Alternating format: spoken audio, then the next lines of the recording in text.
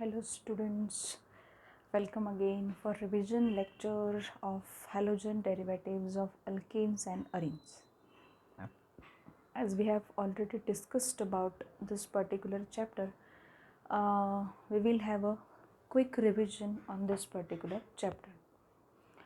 No doubt ये जो quick revision है ये भी कोई ऐसा नहीं है कि आज लेक्चर में वो क्विक रिवीजन हैलोजन डेरिवेटिव्स की ख़त्म हो जाएगी, बट मोस्ट प्रॉब्ली इसके लिए और 2 लेक्चर्स की ज़रूरत हो सकती है, मे बी उसके पहले भी ये वाइंड अप हो सकता है, बिकॉज़ ये टॉपिक हमने ऑलरेडी पढ़ रखा है।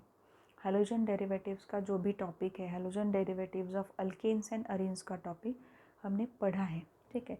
जब हमारे लेक्चर्स चल रहे थे एक्चुअल क्लास में, वहाँ पे ये हैलोजन डेरिवेटिव्स हमने कंप्लीट किया है, but just to have recalling purpose, ठीक है, ये लेक्चर में यहाँ पे आपका क्विक रिवाइज कर रही हूँ हैलोजन डेरिवेटिव्स का पार्ट। अब हैलोजन डेरिवेटिव्स में स्टार्टिंग में बता रही हूँ आपको, एक्चुअल में हैलोजन डेरिवेटिव्स में अल्केन्स क्या होते हैं ये सबसे पहले पता होना चाहिए। सैचुरेटेड एलिफेटिक हाइड्रोकार्बन्स जो होते हैं उनको अल्केन कहा जाता है। And if in case of alkane you can say if one of the hydrogen, or you can say one or more hydrogen, is replaced by any of the alkyl group, any of the halide group or halogen, it is nothing but halogen derivative of alkane, you can say.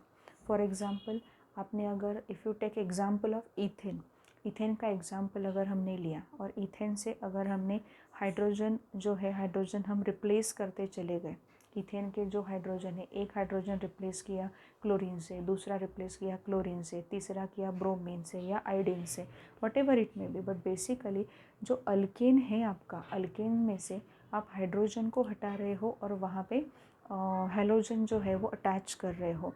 So that particular product which you will get after the replacement of hydrogen by halogen is nothing but derivative of that alkane, derivative of that alkane. So basically यहाँ पे general formula मैं यहाँ पे बता रही हूँ आपको, general formula alkane का अगर आपने कहा तो यहाँ पे CnH2n+2 होगा, ठीक है.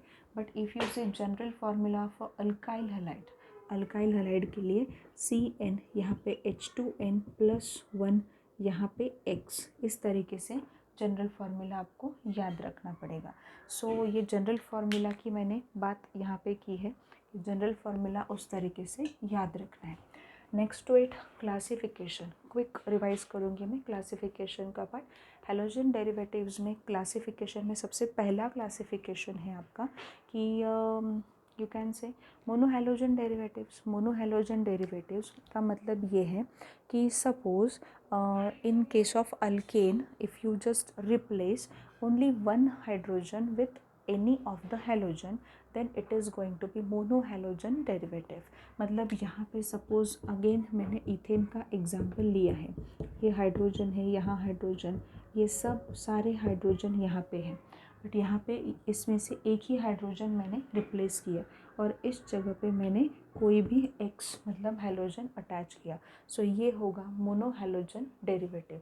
डायहैलोजन derivative, again take the example, same example में अगर दो हाइड्रोजन, आप कहीं से भी कर सकते हो, 2 हाइड्रोजन आपने रिप्लेस किए by any of the halogen. मतलब अब ये 2 हाइड्रोजन जो है यहाँ पे, ये जो 2 हाइड्रोजन हमने रिप्लेस किए हैं, ये 2 हाइड्रोजन हमने मतलब सपोज ये हो सकता है कि यहाँ पे क्लोरीन से रिप्लेस किया है और यहाँ पे ब्रोमीन से रिप्लेस किया है, हो सकता है, ठीक है, ऐसे हो सकता है. मतलब जो हैलोजन आपने वहाँ पे रिप्लेस करने के लिए यूज़ किए हैं वो हैलोजन सेम भी हो सकते हैं, डिफरेंट भी हो सकते हैं. मोनो हैलोजन में तो प्रॉब्लम ही नहीं है, but di, tri, tetra, poly, वहाँ पे ये प्रॉब्लम बढ़ जाती है कि अगर आपने सेम से किया है या डिफरेंट से किया है. एंड और एक बात है यहाँ पे, ये इस तरीके का जो एक वहाँ पे हलाइड फॉर्म होगा, डाई हलाइड वहाँ पे फॉर्म होगा, ये विसिनल डाई हलाइड है. ये क्या है यहाँ पे, विसिनल, विसिनिटी में जो कार्बन है वहाँ पे हैलोजन आपने क्या किए हैं, अटैच किए हैं. सो ये मोनो हैलोजन, डाई हैलोजन हो गया. ट्राई हैलोजन मतलब क्या है, अब और एक हाइड्रोजन यहाँ से हटाओ और यहाँ पे एक्स जो है वो यहाँ पे चिपका दो तो वो ट्राई हैलोजन हो जाएगा. और ट्राई हैलोजन के बाद टेट्रा हेलोजन मतलब और 4 हाइड्रोजन जो है वो आपने रिप्लेस किए with any of the halogen atom. So in that case halogen atom same भी हो सकते हैं और हेलोजन एटम डिफरेंट भी हो सकते हैं. सो ये एक पार्ट था क्लासिफिकेशन का. उसके बाद हम जो क्लासिफिकेशन पढ़ते हैं it is all about only for the mono halogen derivatives, मतलब जहाँ पे सिर्फ एक ही हेलोजन एटम आपको अटैच्ड दिखाई देगा. सो आगे का क्लासिफिकेशन जो हम पढ़ते हैं वो मोनो हेलोजन डेरिवेटिव्स का क्लासिफिकेशन होता है. ये जनरल क्लासिफिकेशन हमने देखा based on how many halogen atoms are attached to particular carbon. ठीक है. सो यहाँ पे आगे देखेंगे मोनो हेलोजन डेरिवेटिव्स में. मोनो हेलोजन डेरिवेटिव्स में आप ये देखोगे primary, secondary and tertiary alkyl halides. Primary, secondary and tertiary alkyl halides. अब प्राइमरी अल्काइल हैलाइड क्या होता है? प्राइमरी अल्काइल हैलाइड, सपोज अगर मैंने यहाँ पे लिखा CH3 है, यहाँ पे CH2 है, यहाँ पे CH2 है और यहाँ पे Cl. रैंडम एग्जाम्पल में यहाँ पे ले रही हूँ. अब यहाँ पे 1 डिग्री अल्काइल हैलाइड क्या है? 1 डिग्री अल्काइल हैलाइड का एग्जाम्पल ये है. क्यों है? देखो, this particular carbon is attach to chlorine से. ये कार्बन जो है ये क्लोरीन से अटैच है and this carbon is attach to only 1 carbon atom directly. ये कार्बन डायरेक्टली सिर्फ एक कार्बन से अटैच है, तो ये हुआ 1 डिग्री हैलाइड. 1 degree halide. अब एक एग्जांपल CH3, यहाँ पे CH, यहाँ पे CH3 और यहाँ पे Br. अब ये जो कार्बन है ये कार्बन Br से अटैच है, मतलब इसे आपको ध्यान में रखना होगा इस कार्बन को. And this particular carbon is attach to two more carbon atoms directly मतलब ये हुआ आपका 2 डिग्री अल्काइल हैलाइड. अब 3 डिग्री में क्या होगा? 3 डिग्री में इस तरीके से, सपोज यहाँ पे क्लोरीन है. अब this particular carbon atom is important and it is attach to chlorine and this is attach to another 3 carbon atom. So this will be your 3 degree alkyl halide. This will be your 3 degree alkyl halide. So इस तरीके से आपको देखना है और confuse करने के लिए कुछ बार स्ट्रक्चर्स ऐसे देते हैं. देखो, यहाँ पे CH3 है, यहाँ पे CH, यहाँ पे CH3, यहाँ पे CH3, ये तो हट गया यहाँ से, ये CH2 और यहाँ पे Br. ठीक है. मतलब ये है, ये जो पर्टिकुलर स्ट्रक्चर आपके सामने दिखाई दे रहा है नियोपेंटिल ब्रोमाइड का स्ट्रक्चर है. तो ये नियोपेंटिल ब्रोमाइड के स्ट्रक्चर में आपको कौन से डिग्री का अल्काइल हैलाइड वहाँ पे दिखाई दे रहा है? अल्काइल हैलाइड डिग्री पूछी है आपको. यहाँ पे देखो ये ब्रोमीन है, ये इस कार्बन से अटैच्ड है, isn't it?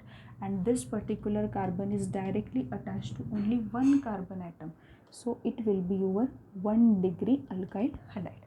ये क्या है आपका? 1 डिग्री अल्काइल हैलाइड.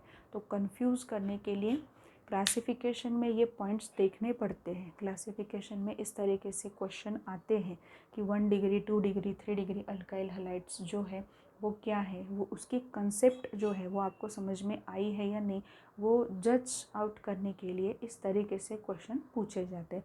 सो नियोपेंटिल ब्रोमाइड का स्ट्रक्चर जो है आप खुद देख सकते हो. नियोपेंटिल ब्रोमाइड के स्ट्रक्चर में कौन से डिग्री का अल्काइल हैलाइड आपको मिल रहा है? 1 डिग्री का अल्काइल हैलाइड आपको वहाँ पे मिल रहा है. स्ट्रक्चर देखने में कैसे दिखता है? आपको बहुत बड़ा स्ट्रक्चर दिखाई देता है. हो सकता है 2 डिग्री, 3 डिग्री वहाँ पे मिले, बट ऐसा नहीं है. They are talking about alkyl halides.